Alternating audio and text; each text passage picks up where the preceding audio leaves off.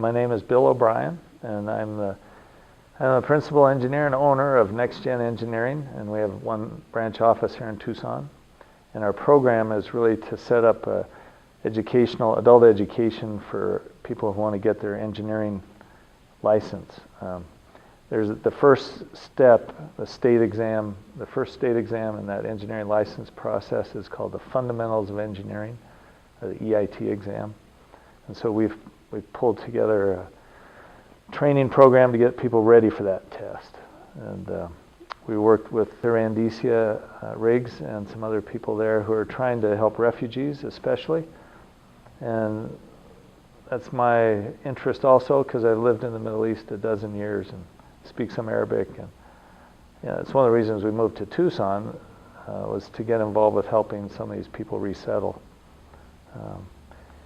So anyway, that's the program, is really to try and help refugees or anybody else in adult education kind of class to progress toward their engineering career. We started the first class last fall, so this is our second class that we're in. We do it by semester, 16-week class. The hardest thing for a lot of my friends, or these students, is getting letters of reference. So if you were in Baghdad or Kabul, or what if you're from Yemen, or Libya, where do you get your letters of reference? So pretty much they have to go on the degrees from universities in those countries, and then start building up experience here. They probably won't be able to get some of those letters of reference, and so they just have to build up the experience here, and then they can qualify for their licenses. So if you get a degree overseas and you want to get into some of these state license pathways, you have to get that degree translated into English and then evaluated. So there's people who will take, no matter where you went to school, it's amazing how they do it, but they compare the curriculum in those schools with what would be done in American school. And they evaluate each class and what the equivalent grade would be in each class, and come up with a GPA, equivalent American GPA. And so that way, that becomes one of the main, they can get credit for their overseas degree, and they can use that in the application toward a license here. On the practical side, what makes a person employable isn't that degree, it's their level of communication and their knowledge, or what they can bring to the table, your work table.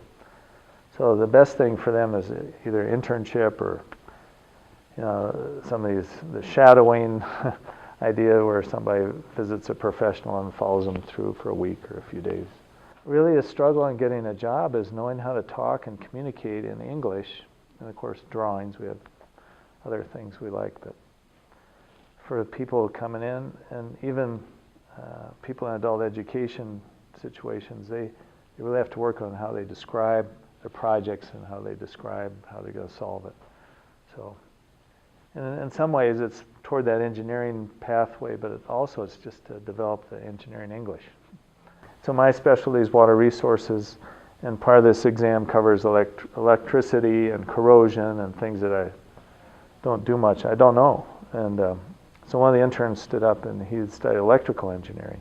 So he explained all the problem with electrical currents and pipes and how that creates corrosion. And he gave examples of Tucson's power grid and stuff. And so all that stuff I couldn't have done. So yeah, there's one example, and there's many more. Another neat thing is that these people all come with different languages. And so I can't train in those languages, but they can. And so during the study sessions, we have these breakout study sessions each week. Those can be in whatever language people need. So we've got interns with Spanish and Arabic and Pashto and Farsi. So most any student can get help in their language. A lot of people think, my Arabic is good and my English is bad, or my Farsi is good and my English is bad. I try to say, hey, you know, you can get 2 languages. You know, keep one strong one anyway, and just build the next one. You've got more options definitely if you have 2 languages. So I think that's part of the angle on this is, hey, don't see your language learning as a problem. See the fact that you have 2 as an asset. For those who stayed, they had some either engineering training or experience. They were really committed, and so that was fun to see. On the other side is how interested people are to fulfill kind of how they're wired, you know, kind of God combination of things. So much of engineering, we're trained to build things and we focus on things, but the older I get, the more important people are. And if you see people start seeing they have a niche or they can make some progress in their career or get a better job or get a pay raise because they pass that test, you know, okay, we did something for them, you know. So that change people, that's the signature of what we hope to do, you know. And we get changed too. It's not just the students. You know, if you talk to any of those interns or myself, we've been affected, impacted by those people we've met.